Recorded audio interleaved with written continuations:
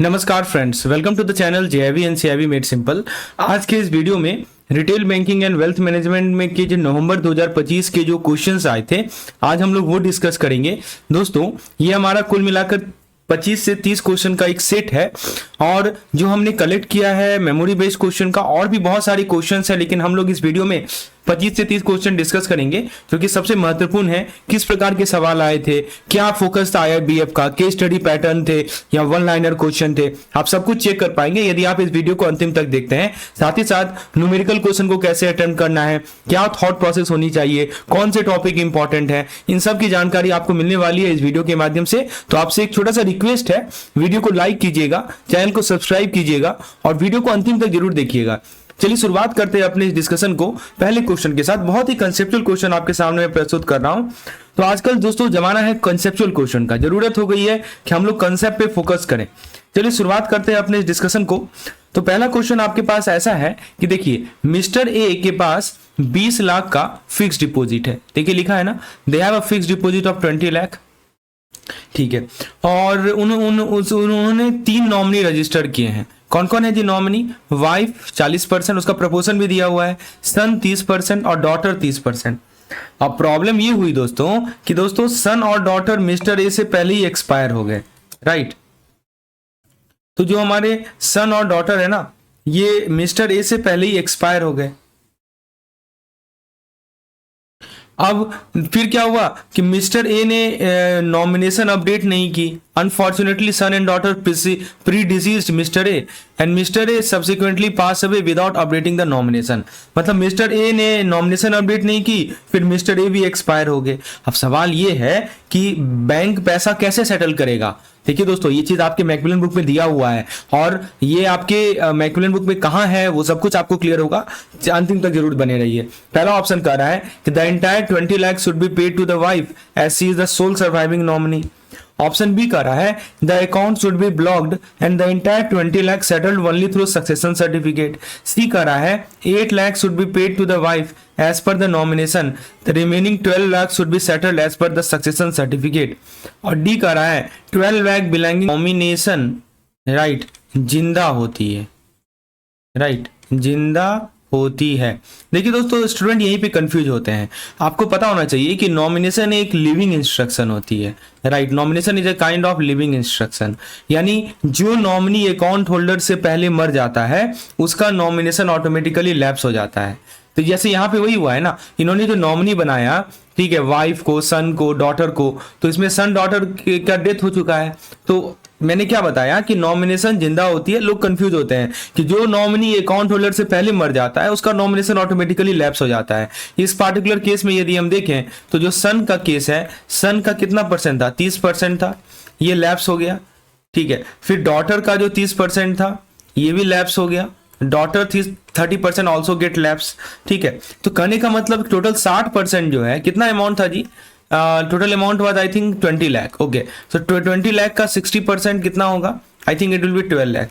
तो टोटल 12 लाख जो है इसका नॉमिनेशन समाप्त हो चुका है, राइट।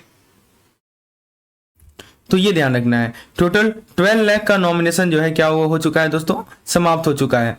तो ये बातें हमने देखी, नॉमिनेशन हैज एंडेड। अब देखिए दूसरा कंसेप्ट आते हैं। पहला तो कंसेप्ट समझ में आ गया कि नॉमिनेशन जिंदा होता है, ऐसा नहीं होता दोस्तों, नॉमिनेशन भी समाप्त होता है। ये मिसकंसेप्शन में मत रहिएगा। दूसरा कंसेप्ट है कि सर्वाइवल नॉमिनी का क्या होगा। अब देखिए यहाँ पे बात कर लें, सर्वाइवल नॉमिनी का क्या होगा, what will happen to the survival nominee. तो दोस्तों जैसे इस केस में देखिए, वाइफ तो जिंदा है ना, right, wife is a life. तो वाइफ का जो शेयर था वो कितना था? 40% था। 40% निकाल लीजिए तो वाइफ शेयर कितना हो जाएगा? देखिए 40% निकाल लीजिए, 40% ऑफ व्हाट? 40% ऑफ 20 लाख, यानी 8 लाख वाइफ का शेयर है।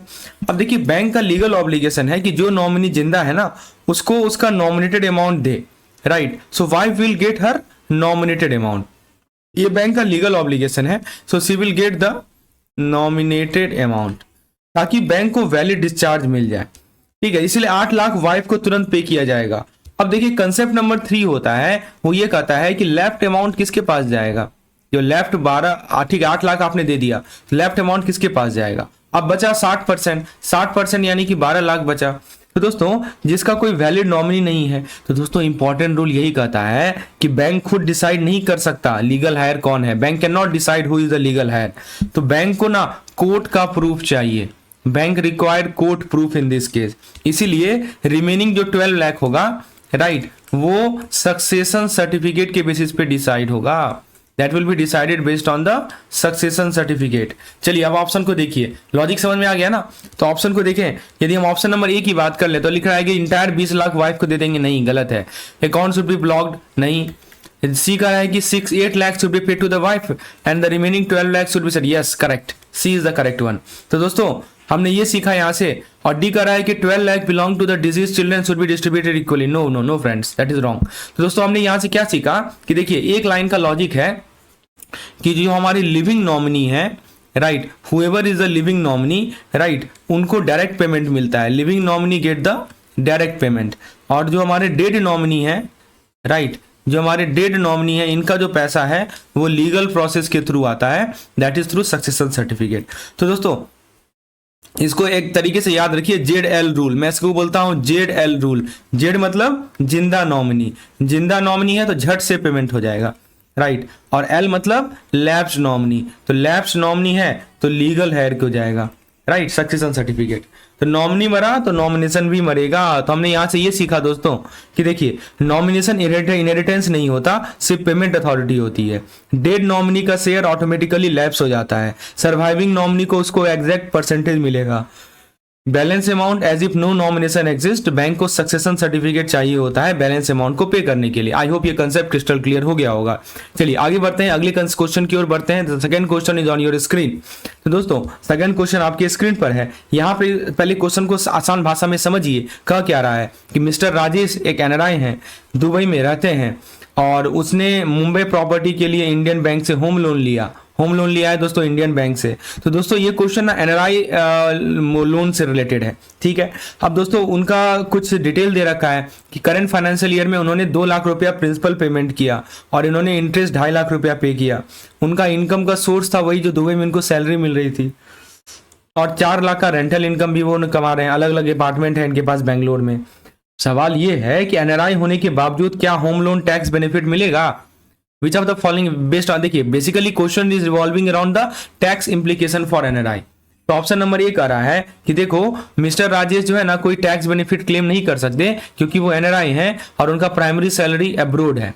बी कह रहा है कि मिस्टर राजेश जो है ना 1.5 लाख तक का डिडक्शन जो है ATC के अंदर और 2 लाख का डिडक्शन इंटरेस्ट पे 24B के अंदर ले सकते हैं against his Indian rental income. C कह रहा है NRI are only eligible for interest deduction but are ban from principal repayment deduction. और डी कह रहा है क्योंकि मिस्टर राजेश NRI हैं वो अपने होम लोन रिपेमेंट को ऑफसेट कर सकते हैं दुबई सैलरी से ताकि ग्लोबल टैक्स लायबिलिटी कम हो जाए। बहुत अच्छा सवाल है, बहुत ही कंसेप्चुअल सवाल है। आजकल दोस्तों इस प्रकार के सवाल आते हैं तो जरूरत हो गई है। फ्रेंड्स आगे बढ़ने से पहले मैं आपको अपने JIB RBWM के PDF कोर्स के बारे में बताना चाहता हूं। आप यदि चाहते हैं 2022 से लेकर अभी तक जितने भी परीक्षाएं हुए हैं रिटेल बैंकिंग के उसका प्रीवियस ईयर क्वेश्चन का PDF एक जगह पे, तो आप देख सकते हैं आपके सामने मैंने सारा PDF नवंबर 2022, जून 23, अक्टूबर 23, जून 24, मतलब जितने भी एग्जामिनेशन हुए हैं सबका PDF आपके सामने प्रस्तुत कर रहा हूं मैं, मेमोरी बेस्ड क्वेश्चन। आप दोस्तों यदि इतना कवर कर लेते हैं तो बहुत सारा टॉपिक आप देख पाएंगे कि क्या पैटर्न रहा है IABF के पैटर्न का। इसके अलावा आपको मिलता है थ्योरी PDF, आपको मिलता है MCQs PDF, आपको मिलता है दोस्तों previous year question, module wise important MCQs, capsule content, सब कुछ एक ही कोर्स में जिसका नाम है RBWM PDF कोर्स। आप यदि इसके बारे में डिटेल चाहते हैं तो डिस्क्रिप्शन सेक्शन में जाइए, वहां पे लिंक अवेलेबल है। और दोस्तों JIB से किसी भी सब्जेक्ट से रिलेटेड कंटेंट चाहिए तो हमारा ऐप है JIB and CIB made simple. एक है कि देखिए NRI, पहला कंसेप्ट नंबर 1 ये कहता है कि देखो NRI there is no tax benefit, right, NRI no tax benefit. तो दोस्तों ये सबसे कॉमन मिथ है। क्या कहता है जी, बहुत लोग यहाँ गलती करते हैं कि income tax home loan income tax act जो है होम लोन डिडक्शन में रेसिडेंट और NRI में कोई डिफरेंस नहीं करता। हमारा जो IT एक्ट है ना ये कोई डिफरेंस नहीं करता, राइट। ये बोलता है कि देखो NRI हो चाहे आपका रेसिडेंट हो, राइट, होम लोन के पर्सपेक्टिव में दोनों सेम है। कि अगर मान लीजिए आपका प्रॉपर्टी भारत में है, राइट, ऐसे समझिए कि प्रॉपर्टी कहाँ पे है, इंडिया में है, राइट, और लोन भी इंडियन बैंक से ही है।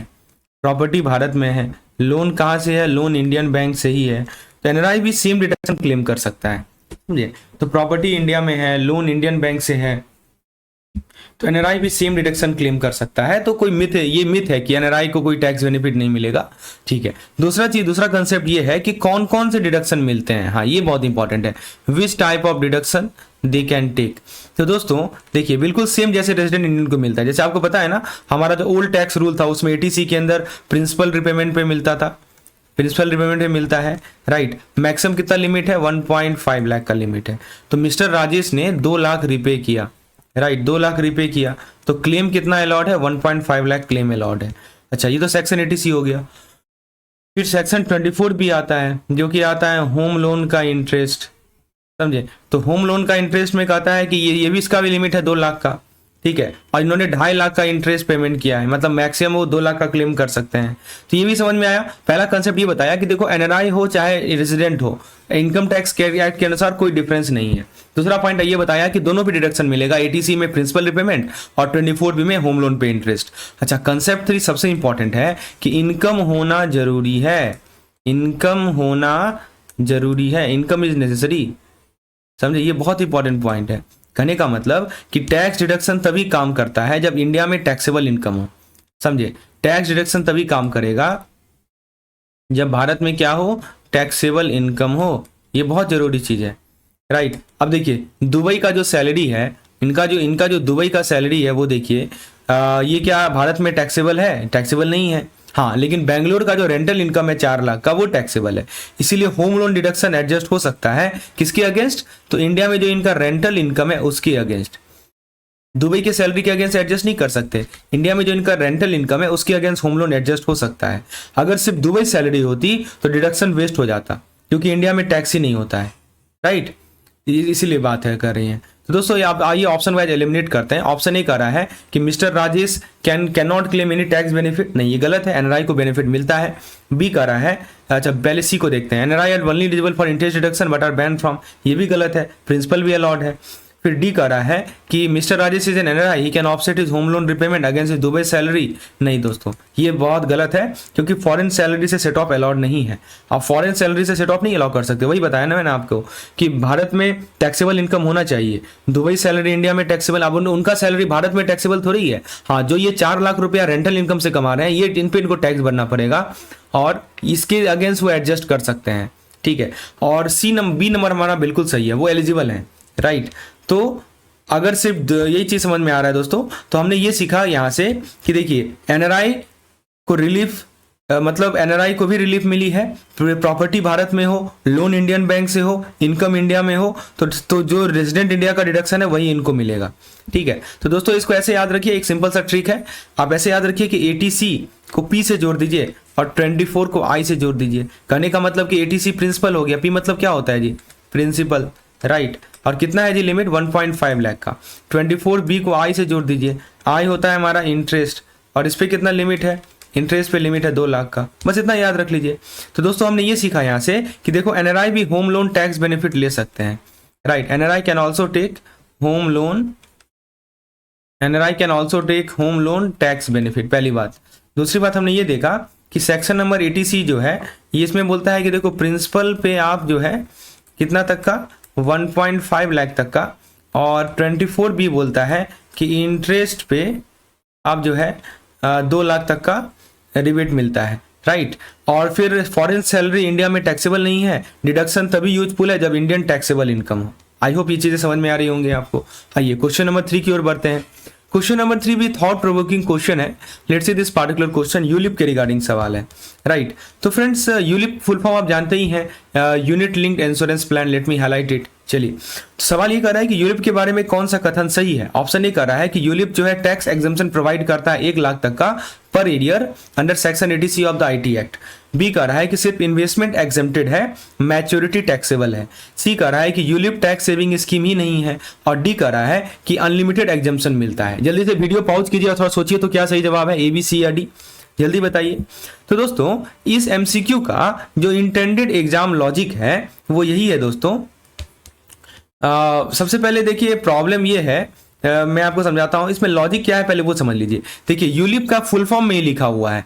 यूलिप की बात जब भी होती है ना, इसमें 2 चीज जरूर होगी। क्या होगी जी, एक तो इंश्योरेंस होगा और दूसरा क्या होगा दोस्तों, इन्वेस्टमेंट होगा। इंश्योरेंस प्लस इन्वेस्टमेंट, समझे। देखिए इंश्योरेंस प्रोडक्ट जो होते हैं, let me explain it here.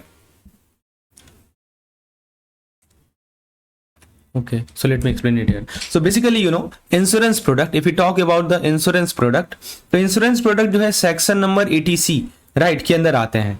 Okay, और यूलिप का मतलब आपको मैंने बताया, इसमें दो चीज होता है, इंश्योरेंस होता है और प्लस क्या होता है, इन्वेस्टमेंट होता है। Insurance plus investment both are there in the ULIP.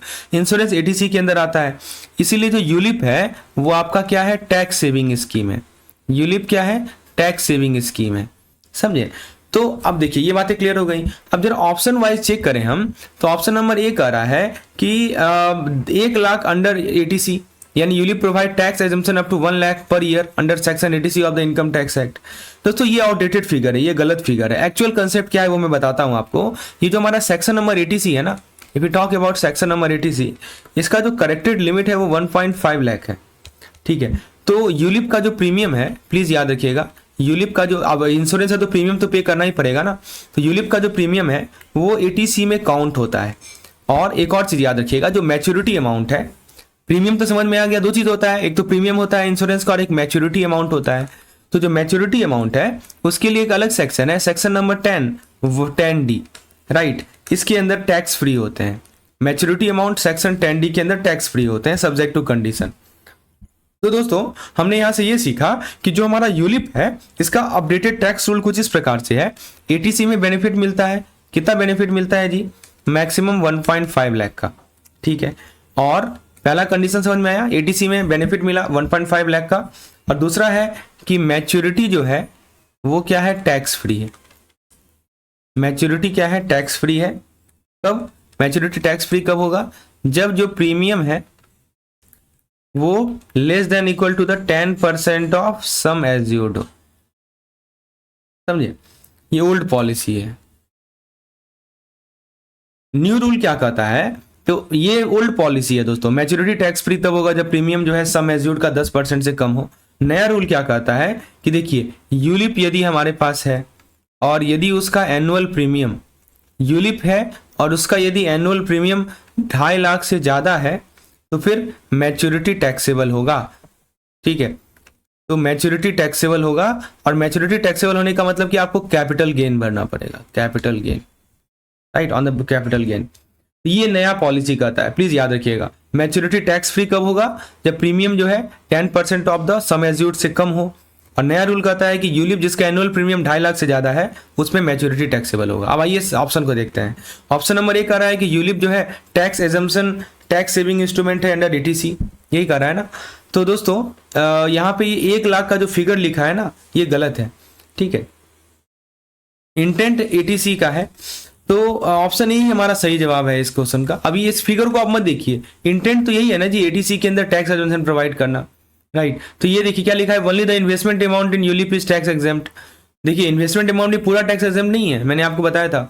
Maturity proceed और टैक्सेबल, देखिए मैच्योरिटी प्रोसीड में भी लिमिट है, 2.5 लाख के ऊपर यदि एनुअल मैच्योर, ये आपका अभी मैंने बताया आपको कि एनुअल प्रीमियम यदि 2.5 लाख के ऊपर है तब मैच्योरिटी टैक्सेबल होता है, सब केस में नहीं होता, तो बी गलत है। फिर ऑप्शन नंबर सी कह रहा है कि ULIP are not consider tax saving, यानी यूलिप को आप टैक्स सेविंग मानते ही नहीं है, ये भी गलत है। ULIP allow unlimited tax assumption, ये भी गलत है। तो फ्रेंड्स देखिए यूलिप को ऐसे याद रखिए, 8 + 0 + C यानी यूलिप, ठीक है। तो यू मतलब हो गया यूनिट लिंक्ड, यूनिट से लिंक्ड होता है। LIP मतलब हो गया लाइफ इंश्योरेंस पॉलिसी, और 80C आप जानते ही हैं प्रीमियम रिडक्शन। तो दोस्तों हमने ये सीखा यहाँ से कि देखो भाई यूलिप जो होता है उसमें इंश्योरेंस और इन्वेस्टमेंट दोनों होता है, राइट। यूलिप के अंदर दोनों चीज है, इंश्योरेंस है प्लस इन्वेस्टमेंट है। यूलिप प्रीमियम जो है ना, जो आप प्रीमियम पे करते हैं उसको आप डिडक्शन ले सकते हैं 80C के अंदर, और जो करेक्ट लिमिट है 1.5 लाख है। और मैच्योरिटी जनरली टैक्स फ्री होता है, मैच्योरिटी अमाउंट जो है टैक्स फ्री, उस पर टैक्स नहीं भरना पड़ता। लेकिन हाई प्रीमियम में मैच्योरिटी है, यदि मान लीजिए कि प्रीमियम आपका बहुत हाई है, 2.5 लाख के ऊपर का प्रीमियम आप भर रहे हैं, तो वहां पे तो आपको कैपिटल गेन भरना पड़ेगा मैच्योरिटी अमाउंट पे। हाई प्रीमियम है तो वो टैक्सेबल है, पहले नहीं था टैक्सेबल, अब ये टैक्सेबल हो चुका है। ये सब पॉइंट याद रखिएगा। यूलिप पे दोस्तों आपकी बुक में सारा कंसेप्ट एक जगह में मैंने समझा दिया। चलिए अब दोस्तों अगले कंसेप्ट की ओर बढ़ा जाए। वीडियो पसंद आ रहा हो दोस्तों, चीजें समझ में आ रही हो तो प्लीज एक वीडियो को लाइक कर दीजिएगा। अब एक बहुत इंटरेस्टिंग क्वेश्चन आपके सामने है। मिस्टर शर्मा है, इन्होंने एक प्रॉपर्टी खरीदा जिसका करंटली वैल्यूड है 57.50 लाख, और उनके पास दो ऑप्शन है और दोनों ऑप्शन दोस्तों म्यूचुअली एक्सक्लूसिव है। यहाँ पे देखिए कीवर्ड लिखा है, ही faced with 2 mutually exclusive option, या ये ले या वो ले। तो सिनेरियो कुछ ऐसा है कि सिनेरियो नंबर 1 कह रहा है कि देखो प्रॉपर्टी रखें, लिखा है रिटेन द प्रॉपर्टी रखें। तो मार्केट फोरकास्ट क्या कहता है कि 1 साल बाद प्रॉपर्टी की वैल्यू जो होगी 70 लाख हो जाएगी। ठीक है, चलिए। और सिनेरियो नंबर 2 है कि प्रॉपर्टी आज ही बेच दें, सेल द प्रॉपर्टी इमीडिएटली।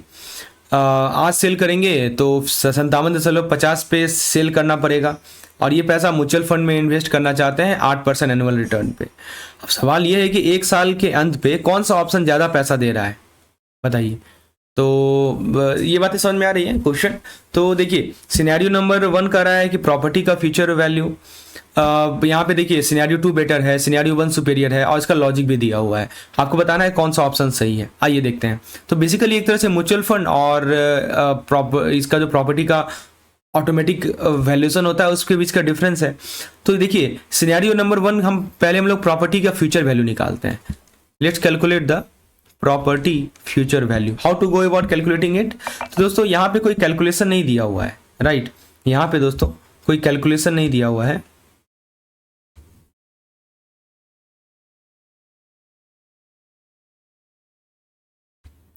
तो in this particular case no calculation has been given. तो कैसे करेंगे, डायरेक्ट फोरकास्ट किया हुआ है कि देखो करंट वैल्यू जो है वो 57.5 लाख है। ठीक है, एंड ऑफ ईयर वैल्यू जो है, एंड ऑफ ईयर वैल्यू वो कितने का है, वो 70 लाख का है। तो सिनेरियो 1 का जो फाइनल पैसा है दोस्तों वो कितने का है, वो है 70 लाख का। तो प्रॉपर्टी एप्रिसिएशन रफली आप देखें तो 21% के आसपास हुआ है। ठीक है, अब सिनेरियो 2 को देखिए, म्यूचुअल फंड का फ्यूचर वैल्यू निकालते हैं। यहाँ तो फ्यूचर वैल्यू ऑटोमेटिकली दिया हुआ है ना 70 लाख। हाँ, सिनेरियो 2 में हमें फ्यूचर वैल्यू निकालना पड़ेगा, 8% एनुअल रिटर्न है। How do we compute it. So I think you know the formula that F B is equal to P into 1 + r to the power n। And यहाँ पे 1 हो जाएगा क्योंकि 1 साल की ही बात हो रही है, right. Just substitute the form value. So p is 57.5, r is how much, I think 0.08 to the power 1, so that is 57.5 into 1.08, that will give you I think 62.10 lakh, right. तो सिनेरियो 2 का जो पैसा है वो 62.10 लाख है। तो आप दोनों को कंपेयर कीजिए, पहले केस में 70 लाख है, दूसरे केस में 62 लाख है। तो ऑब्वियस सी बात है डिफरेंस कितने का है जी। तो यदि आप डिफरेंस देखें, राइट, तो आप देख सकते हैं कि 70 minus 70 minus 62.10, that is how much, 7.90 lakh. तो सिनेरियो 1 में आपको 7.90 लाख ज़्यादा मिल रहा है, राइट। तो ऑप्शन नंबर ए कह रहा है कि देखो it provide guaranteed gain of 4.60 lakh. देखिए गारंटेड या लिक्विडिटी का कोई लॉजिक इररिलेवेंट है, क्वेश्चन एंडिंग बैलेंस पूछ रहा है। बी कह रहा है कि scenario 1 is superior, yes correct. C कह रहा है scenario 1 is superior as the property appreciation rate outperform the 8%। देखिए ये गलत है, रेट कंपेयर करना सेकेंडरी है, एग्जाम में फाइनल वैल्यू डिसाइड करती है, आप रेट मत देखिए। और डी कह रहा है कि सिनेरियो 2 इज बेटर। देखिए रिस्क का कोई डेटा नहीं है ना, तो आउट ऑफ सिलेबस लॉजिक है, तो ये तो गलत है। तो आंसर सही है बी नंबर, ठीक है ना। तो ये एफ बी, हमेशा फ्यूचर वैल्यू निकालेंगे हम लोग। शॉर्टकट आपको पता ही है कैसे फ्यूचर वैल्यू निकालते हैं। आइए अगला सवाल देखते हैं, बहुत इंटरेस्टिंग सवाल है दोस्तों। और ये दोस्तों ना फिक्स कर लीजिए, ये जो रूल है ना हमारा 72, 155, 144, ये आता ही आता है, हर एक साल देखा गया आता है। ये क्वेश्चन श्योर शॉर्ट आता है हर एक एग्जामिनेशन में। तो आइए दोस्तों कंसेप्ट क्लियर करते हैं। तो अब इस रूल ऑफ 72, 155, 144 वाले एमसीक्यू को सिंपल भाषा में समझते हैं। पहले क्वेश्चन को पहले सिंपल बनाते हैं। देखिए मिस्टर ए ने 2 काम एक साथ किया। उन्होंने लोन लिया 25,000 का, इंटरेस्ट है 8% भरना पड़ रहा है इसको, और उन्होंने इन्वेस्टमेंट किया 10,000 का, रिटर्न है 5% का, टाइम पीरियड है 15 साल का, ठीक है ना। टाइम पीरियड दोनों का है 15 साल का। सवाल यह है कि 15 साल के बाद इन दोनों अमाउंट का स्टेटस क्या होगा। ऑप्शन दे रखा है कि लोन अमाउंट ट्रिपल हो जाएगा, इन्वेस्टमेंट डबल होगा, क्वाड्रपल, ऐसे करके 4 ऑप्शन दिए गए हैं। तो इसमें जो कंसेप्ट का बेस है वो है रूल ऑफ 72। आइए जरा पहले इस कंसेप्ट को समझते हैं, ठीक है। तो देखिए 72 वाला रूल बताता है कि पैसा कब डबल होगा, ठीक है। 155 सॉरी 115 नहीं 115 है, जस्ट वेट अ मिनट। तो देखिए ये तो 72 वाला रूल है। उसके बाद जो हमारा 115 वाला रूल है ये बताता है कि पैसा ट्रिपल कब होगा। लास्टली 144 वाला रूल बताता है कि पैसा क्वाड्रपल कब होगा।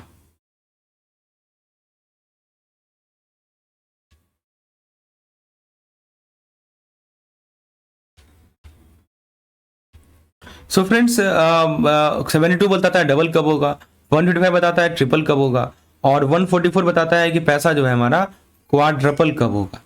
तो इसका एक फॉर्मूला मैं आपको बताता हूँ, ये फॉर्मूला प्लीज याद रखेंगे, हमेशा आपको काम देगा। फॉर्मूला क्या कहता है दोस्तों कि देखिए time is equal to rule divided by rate of interest. ठीक है, ये फॉर्मूला याद रखिए। अब चलिए एनालाइज करते हैं। पहले केस में हम लोग लोन की बात करते हैं। ठीक है, लोन की एनालिसिस करते हैं फर्स्ट ऑफ ऑल। तो दोस्तों लोन यदि हम देखें, कितना का लोन लिया जी, 25,000 का लोन लिया। किस रेट पे लिया, 8% ब्याज दर पे लिया। चलिए पहले निकालते हैं कि डबल में कितना समय लगेगा। Time to double, formula put कर दीजिए। क्या है जी फॉर्मूला कहता है कि रूल ऊपर लिखो, ROI डिनोमिनेटर में लिखो। तो रूल क्या है जी, डबल होने के लिए 72 लिखते हैं, और ROI कितना है, 8% है। ठीक है, तो ये 9 साल लग जाएगा। It will take 9 years, right. तो ये 9 साल लग जाएगा डबल होने में। चलिए अब जरा बात करते हैं ट्रिपल होने में कितना समय लगेगा। तो रूल क्या है, 115 का रूल है, 8 से डिवाइड कर दीजिए। ठीक है, तो ये हो जाएगा 14.375 ईयर्स। ट्रिपल होने में 14 लगभग 14.5 साल लगेगा। फिर आता है क्वाड्रपल। क्वाड्रपल मतलब क्या होगा, 144/8 है ना, 8% तो हमारा कॉमन है। तो क्वाड्रपल होने में लगभग 18 साल लग जाएगा। लेकिन दोस्तों हमारा जो समय दिया हुआ है क्वेश्चन में वो 15 साल का है। यहाँ देखिए साफ साफ लिखा है 15 ईयर। तो कहने का मतलब कि आप देखिए 15 जो है इस 20 रेंज में लाई कर रहा है, ये इसके बीच में कहीं लाई कर रहा है। तो मतलब ट्रिपल तो हो चुका है लेकिन क्वाड्रपल अभी नहीं हुआ है। तो लोन अमाउंट अभी क्या हो चुका है, ट्रिपल हो चुका है। ऐसे भी लॉजिक आप समझ सकते हैं। ठीक है, लोन अमाउंट क्या हो गया है, ट्रिपल हो गया है। तो ये बहुत ही सिंपल लॉजिक है कि नंबरेटर में आप डाल दीजिए, नंबरेटर में क्या डाल रहे हैं दोस्तों, रूल। ठीक है, डबल होने के लिए 72, ट्रिपल होने के लिए 115, क्वाड्रपल होने के लिए 144, और नीचे में रेट ऑफ इंटरेस्ट डाल दीजिए। तो लोन अमाउंट को डबल होने में 9 साल लगेगा, ट्रिपल होने में 14.5 साल लगेगा, क्वाड्रपल होने में 4 गुना होने में 18 साल लगेगा। अब इन्वेस्टमेंट एनालिसिस करते हैं। Let's do the investment analysis here. So investment analysis यदि करें तो कितना इन्वेस्ट किया था जी, 10,000 इन्वेस्ट किया था। किस रेट पे, 5% पे। तो यहाँ पे मैं लिख देता हूँ 10,000 इन्होंने इन्वेस्ट किया है 5% ब्याज दर पे। तो डबल का टाइम क्या होगा, वही है, फॉर्मूला वही अप्लाई करना है। नंबरेटर में रूल डाल दीजिए, नीचे में रेट ऑफ इंटरेस्ट डाल दीजिए। तो रूल क्या कहता है, पहले डबल होने के लिए कौन सा रूल लगता है जी, 72 का रूल लगता है, 72/5 यानी 14.4 ईयर। ठीक है, ट्रिपल होने की बात कर लें तो 115 से डिवाइड कर लीजिए, 115/5 यानी 23 साल लग जाएगा। तो आप देखिए गिवन जो ईयर है वो 15 साल है। तो आप देख सकते हैं कि इसके बीच में लाई कर रहा है, मतलब डबल तो हो चुका है। तो इन्वेस्टमेंट केवल डबल ही हुआ है। तो हमने ये देखा कि लोन जो है ट्रिपल हो चुका है, लोन जो है आपका तिगुना हो चुका है। ठीक है, और जो इन्वेस्टमेंट है वो क्या हुआ है, डबल हुआ है। समझे। तो इसका सही जवाब देखते हैं। ऑप्शन नंबर ए कह रहा है कि लोन अमाउंट है ट्रिपल, इन्वेस्टमेंट है was double. Yes correct, A number correct है। ठीक है ना। तो दोस्तों एक चीज याद रखिएगा, इसका मैं एक आपको ट्रिक बताता हूं याद रखने के लिए। Just remember it. So remember it like this, high rate fast growth. High rate fast growth कहने का मतलब ये हुआ कि देखिए यदि आपका हायर परसेंटेज हो तो आपका फास्टर डबल होगा, फास्टर डबल होगा या ट्रिपल होगा। आप देखिए ना कैसे कैसे समझ सकते हैं। आप जरा फॉर्मूला को देखिए, आप जरा फॉर्मूला को देखिए तो आप देखेंगे कि जो फॉर्मूला हमने लिखा है ना उसमें जो रूल लिखा है, नंबरेटर में क्या लिखा है, नंबरेटर में लिखा है रूल और डिवाइडेड बाय इंटरेस्ट रेट, यही कर रहे हैं ना हम लोग। ठीक है, तो यदि आपको मैंने क्या बता रहा हूं कि देखिए यदि रेट ज्यादा होगा, ठीक है, यदि ये मान लीजिए ज्यादा है तो फास्टर डबल ट्रिपल होगा, और यदि लोअर इंटरेस्ट रेट है तो स्लो ग्रोथ होगा। लोन भी कंपाउंड होता है, बस बैंक के फेवर में कंपाउंड होता है, आपके फेवर में कंपाउंड नहीं होता, ये याद रखिएगा। लोन कंपाउंड किसके फेवर में होता है, बैंक के फेवर में होता है। ठीक है, तो रूल ऑफ 72 डबल टाइम बताता है, 115 ट्रिपल टाइम बताता है, क्वाड्रपल टाइम बताता है, इसको याद रखिएगा। तो हमने ये सीखा दोस्तों, इसको कहा जाता है 72, 115, 144 रूल। समझे। तो 72 बताता है कि डबल होने में कितना समय लगेगा, 115 बताता है कि ट्रिपल होने में कितना टाइम लगेगा, 144 बताता है कि क्वाड्रपल होने में कितना टाइम लगेगा।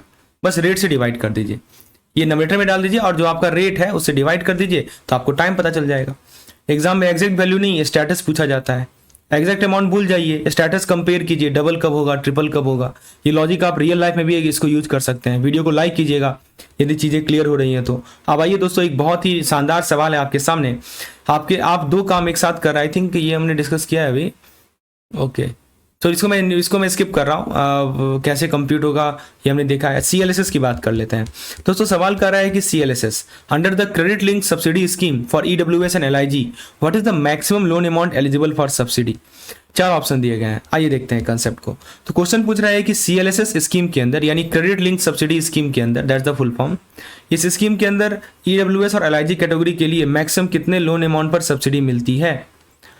तो अब देखिए, इसको मैं आपको लॉजिक समझाता हूं कि CLSS का एक गोल्डन रूल याद रखिएगा। क्या है जी golden rule? Let's have a look. कि देखिए, लोन कितना भी बड़ा हो, लोन कितना भी हैवी हो, राइट, सब्सिडी सिर्फ लिमिट तक ही मिलेगी। यानी सब्सिडी जो है वो लिमिटेड होती है, राइट। लोन कितना भी बड़ा हो, सब्सिडी आपको एक सीमित ही मिलेगा, समझे। तो आप जरा लिमिट की बात कर लेते हैं। तो डायरेक्ट फैक्ट एग्जाम में आता है। जैसे मान लीजिए EWS है, तो इसमें जो मैक्सिमम सब्सिडाइज लोन है वो 6 लाख का है। जैसे मान लीजिए LIG है, LIG में जो मैक्सिमम सब्सिडाइज लोन है वो 6 लाख का है। मतलब ये हुआ कि अगर मान लीजिए कस्टमर जो है वो 10 लाख का लोन भी ले तो सब्सिडी मान लीजिए 6 लाख के ही पोर्शन पे मिलेगा। सब्सिडी कहाँ मिलेगा जी? सब्सिडी मिलेगा 6 लाख वाले पोर्शन पे ही, बाकी अमाउंट नॉर्मल इंटरेस्ट पर चलेगा।